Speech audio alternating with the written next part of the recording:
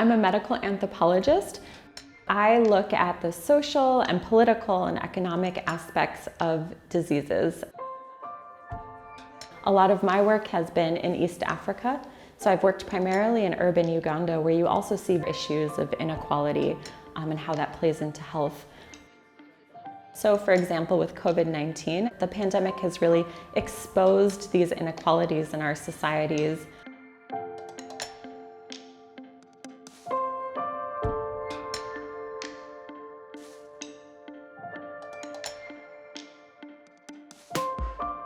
My work is to understand what's driving them and to see how communities and people on the ground really experience infectious diseases like COVID-19.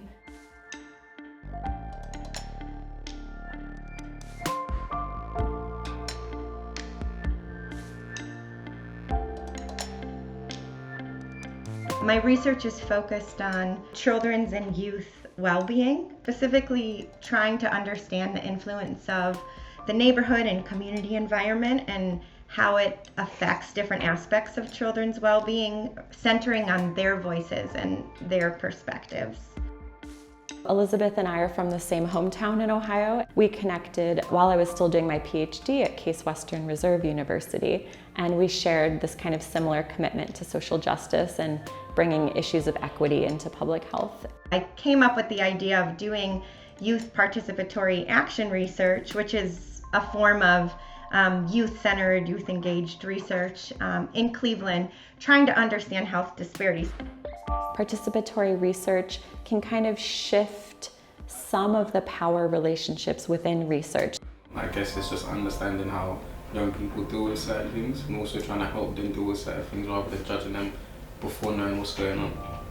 Yeah, I feel like there needs to be more, but it's a good start. So it's not just about what I, as a medical anthropologist, think is important to young people. It's about a much more open approach. A lot of people give you dirty looks for no reason because they don't know who you are. It's kind of like a G-check thing. What do young people want to do? What do they want to say to the rest of the world? What do they want to say to people in public health and local government?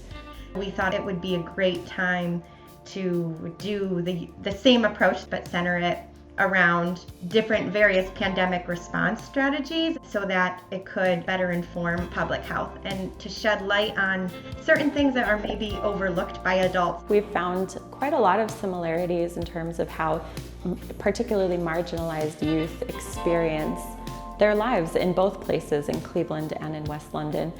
The same kind of inequalities that affect who has opportunities in life, who has access to good schools, who has access to food security, for example, that those same inequalities shape people's attitudes towards vaccines. It wasn't really a pressing issue for youth.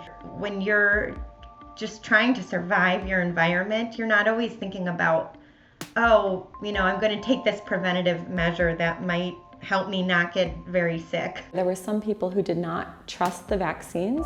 Sometimes it's not strictly about trust, it's just about kind of a gut feeling or an intuition that some people have. But there's been a lot of great work that has shown that this impact of racism and economic oppression has lasting effects for how racial minorities trust and have relationships with people in authority, including medical providers. We really started with just trying to understand their experiences and what issues that youth were identifying as most pressing for them. It was mental health. They spoke about adults saying, oh, just stay home, and not really having empathy about what that means for a 14-year-old. They felt like adults kept moving forward, but their world stopped. And when they were able to sort of interact in person again and go back to school, they felt stuck a year, 2 years behind. I've learned a lot from the young people through this project. I always find that research is more of a two-way street, and I think that's another reason why I'm an anthropologist. I'm always learning from people that I work with. When given a voice or a chance, a lot of them really do want to engage. A lot of them are very young, very passionate, very fiery about improving their communities and improving their lives and their families' lives.